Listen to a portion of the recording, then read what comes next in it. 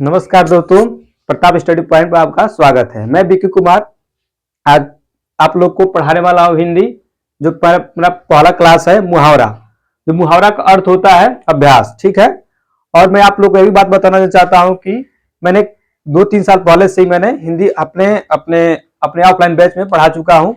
और हमें भी एक फिर अब सुनहरा अवसर मिला, या इसे जो भी कहिए, हमें राम प्रताप सर के द्वारा उन्होंने के द्वारा मैं आज ऑनलाइन वीडियो पढ़ा रहा हूं आप लोग को। तब देखेंगे मुहावरा। मुहावरा जले पर नमक छिड़कना। इसका अर्थ होता है दुखी व्यक्ति को और दुखी करना। इसका वाक्य प्रयोग कैसे करेंगे? रमेश सड़क पर गिरकर चोट से ग्रसित था, तभी दिनेश उस पर नमक छिड़कने लगा। ठीक है। और दूसरा है काला अक्षर भैंस बराबर। इसका अर्थ होता है अनपढ़ होना। ठीक है। इसका भी हो सकता है कोई व्यक्ति पढ़ा लिखा होकर भी उसको कुछ समझ में ना आना, ना बुद्धि तर्क होना, अनपढ़ समझ में, अनपढ़ के बराबर होना। साक्षर होते हुए कुछ ना समझ होना, उसका अनपढ़ होना होता है। और तीसरा होता है अंगूठा दिखाना, यानी मना करना। यहां पर दिया है, रामू ने जब दुकान से सामान उधार मांगा तब उसने अंगूठा दिखा दिया। ठीक है। चौथा है अंग अंग फूल न समाना, यानी अति प्रसन्न होना। अति प्रसन्न होना होता है इसका अर्थ। इसका वाक्य प्रयोग आप भी इस पर अपने द्वारा भी कर सकते हैं। इसमें हम लोग फिर से चौथा नंबर देंगे, अंग अंग फूले न समाना। अति प्रसन्न होना होता है इसका अर्थ। पांचवा है अंधे की लाठी होना, यानी एकमात्र सहारा होना। इसका वाक्य प्रयोग ऐसे भी कर सकते हैं अपने में कि रामू ने अपने दादाजी के बुढ़ापे में एक अंधे की लाठी का सहारा है। ठीक है। और छठवा है अपना उल्लू सीधा करना, यानी अपना काम निकाला। कोई व्यक्ति होता है क्या करता है कि जब कोई अपना काम निकल जाता है तो बेमतलबी हो जाता है। ठीक है। अपना उल्लू सीधा करना। सातवां है अपने मुंह मियाँ मिट्ठू बनना, अर्थात इसका मतलब होता है अपनी प्रशंसा स्वयं करना। कोई व्यक्ति होता है क्या करता है, कोई भी अपनी जो प्रशंसा कोई नहीं करता है तो अपने आप क्या करता है, अपनी प्रशंसा स्वयं करने लगता है। अपने पैर पर खड़ा होना, यानी स्वावलंबी होना। ठीक है। और नौवा है आंखों में धूल झोंकना, यानी धोखा देना। कोई व्यक्ति क्या होता है, किसी कोई भी कार्य करने के लिए कहता है और व्यक्ति को करने के लिए कहता है, फिर क्या करता है उसको इसका वो धोखा देना का मतलब ये होता है कि कोई भी व्यक्ति कार्य करने के लिए कहता है और उसको क्या कहता है, फिर बाद में समय आने पर मना कर देता है। ठीक है। आंखें चार होने, यानी कि प्रेम होना। इसका अर्थ आप समझते ही होंगे।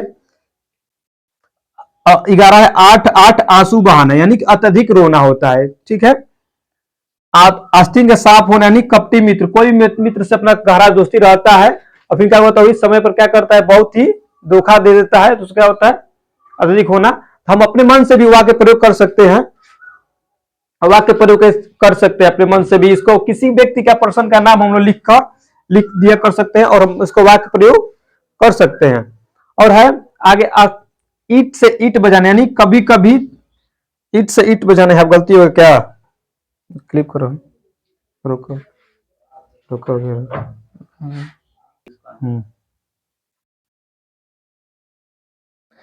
थोड़ा सा यहाँ मिस प्रिंट हो गया था, तो देखेंगे यहाँ पर विनाशकारी लड़ाई करना। विनाशकारी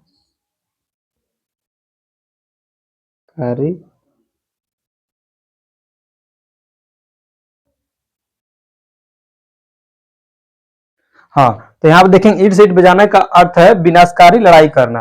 यहाँ पर वाक्य प्रयोग हो जाए करंट में जो चल रहा है, भारतीय सेना ने पाकिस्तान को युद्ध में ईट से ईट बजा दिया। इसका वाक्य प्रयोग ये हो जाएगा। ठीक है। और चौदहवा है ऊंट के मुंह में जीरा, मानी आवश्यकता से कम मिला। यदि कोई व्यक्ति ज्यादा काम करता है, उसको क्या करता है, बहुत कम वेतन मिलता है, तो इसका मतलब हो जाता है कि ऊंट के मुंह में जीरा। ठीक है। कंगाली में आटा गीला होने, विपत्ति आने पर और विपत्ति आना होता है।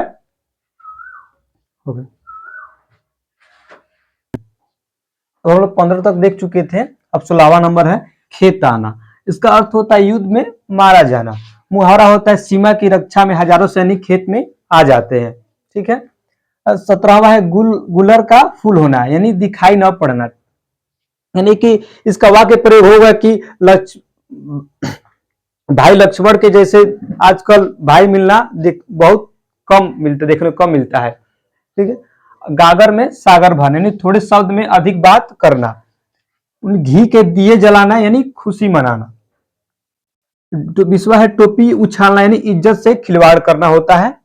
और दाल में काला होना यानी दो छिपे होने का संदेह होना। अब 22 है मुंह फुलाना यानी रूठ जाना होता है। और 23 है हाथ पीला करना यानी विवाह करा देना। इसका वाक्य प्रयोग होगा कि रीना का उम्र काफी हो गई और उसके हाथ पीले करने हैं। अब है चोली दामन का साथ होना यानी घनिष्ठ संबंध होता है। इसका अर्थ। अब 25वां टेढ़ी खीर होना है अर्थात कठिन कार्य होना है। प्रतियोगी परीक्षा में सफल होना टेढ़ी खीर के समान है। यदि आपको वीडियो अच्छा लगा हो तो लाइक जरूर, कमेंट को सब्सक्राइब जरूर कीजिएगा। जय हिंद, जय भारत।